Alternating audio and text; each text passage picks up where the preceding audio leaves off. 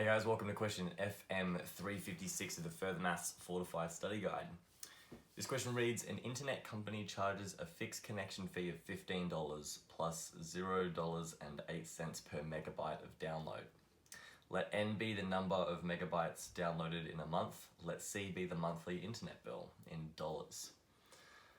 The equation for the relationship between the monthly internet bill in dollars and the number of megabytes downloaded is what? And we're given 5 options.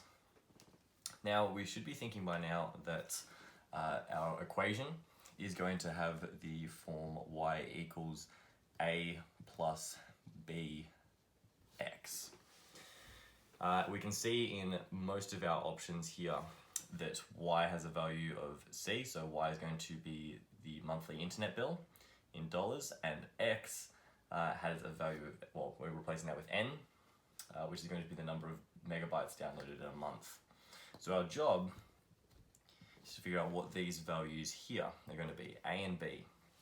So A we know is going to be our y-intercept, but in this case it's going to be the fixed cost, the thing that happens sort of regardless, our starting point before we even download anything from the internet, before we have any megabytes showing up.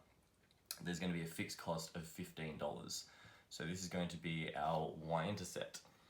And the rate at which it moves up and down, or our value of b, is going to be the 0.08, which means that our equation should end up being c equals 15 plus 0.08 n. And there's a couple of ways that we can verify this as well. My favorite is to look at what would happen if we had 0 and then 1, just to make sure we're sort of on the right track here. So this might not make sense, but it should in a moment. So if I take my equation here and I look at what would the cost be if I had a value of 0 for n. So we've downloaded nothing. Now I should know just by sort of reading this paragraph that if we download nothing, I should just be charged that connection fee, the $15. And you'll see that when we plug this in, because that 0.08 is timesing by 0, that will make 0, so it'll be 15 plus 0, making our cost 15.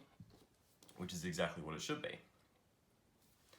Just doing a second little example to back this up. If we've downloaded 1 megabyte, then our cost should be the $15 plus 1 megabyte. And that's exactly how this equation works out, which that should leave us fairly confident that this is the correct equation, meaning that our answer to question FM356 is going to be option B. If you guys have any questions about this, please leave them in the comments below. Otherwise, I'll see you in the next video.